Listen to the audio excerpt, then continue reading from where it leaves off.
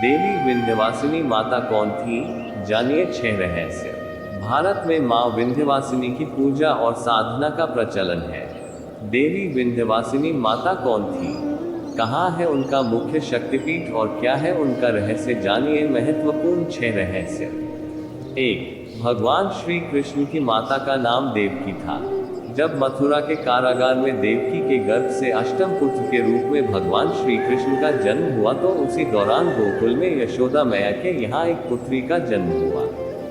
वसुदेव जी बालकृष्ण को लेकर कारागार से निकलकर यमुना पार कर गोकुल पहुँचे और उन्होंने उसी रात को बालकृष्ण को यशोदा मैया के पास सुला दिया और वे उनकी पुत्री को उठाकर ले आए।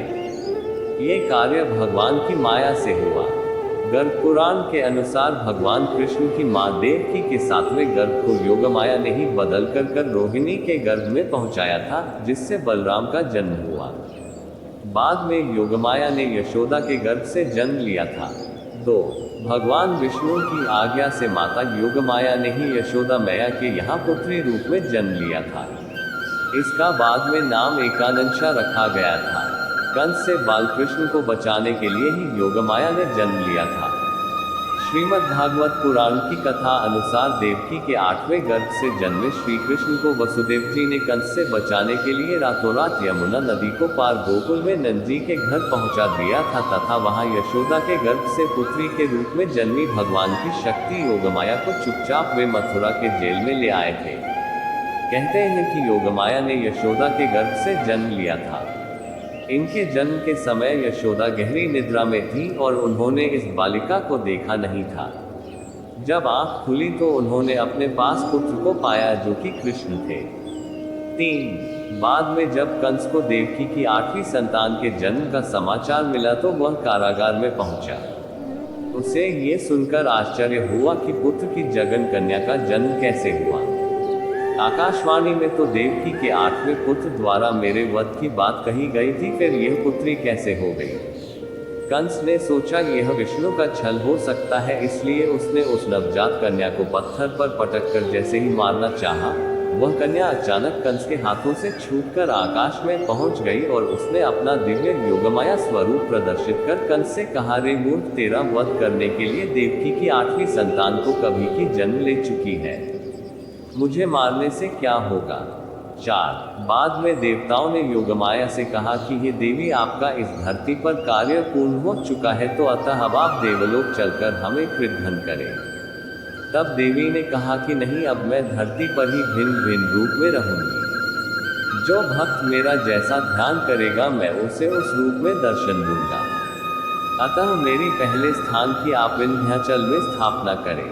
तब देवताओं ने देवी का विंध्याचल में एक शक्तिपीठ बनाकर उनकी स्तुति की और देवी वहीं विराजमान हो गई। श्रीमद् भागवत पुराण में देवी योगमाया को ही विंध्यवासिनी कहा गया है, जबकि शिव पुराण में उन्हें सती का अंश बताया गया है।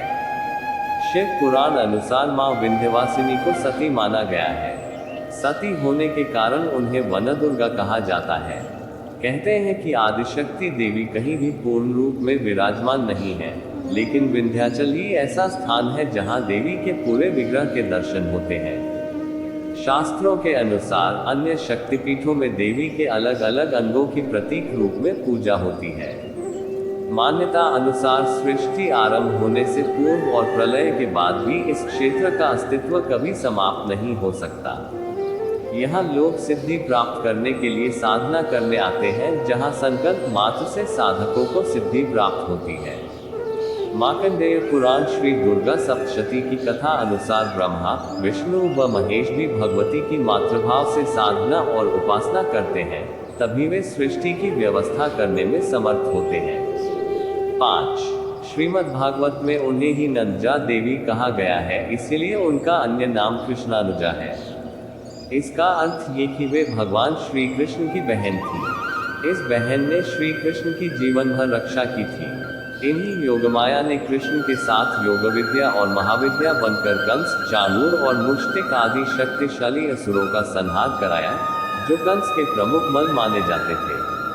6. भारत में विंध्यवासिनी देवी का चमत्कारिक मंदिर विंध्याचल की पहाड़ी श्रृंखला के मध्य मिर्जापुर, उत्तर पतित पावनी गंगा के कंठ पर बसा हुआ है। प्रयाग एवं काशी के मध्य विंध्याचल नामक तीर्थ है जहां मां विंध्यवासिनी निवास करती है। यह तीर्थ भारत के उन 51 शक्तिपीठों में प्रथम और अंतिम शक्तिपीठ है जो गंगा तट पर स्थित है। यहाँ 3 किलोमीटर के दायरे में अन्य 2 प्रमुख देवियां भी विराजमान हैं। निकट ही कालिकोह पहाड़ी पर महाकाली तथा अष्टभुजा पहाड़ी पर अष्टभुजी देवी विराजमान है। हालांकि कुछ विद्वान इस 51 शक्तिपीठों में शामिल नहीं करते हैं, लेकिन 108 शक्तिपीठों में जरूर इनका नाम मिलता है।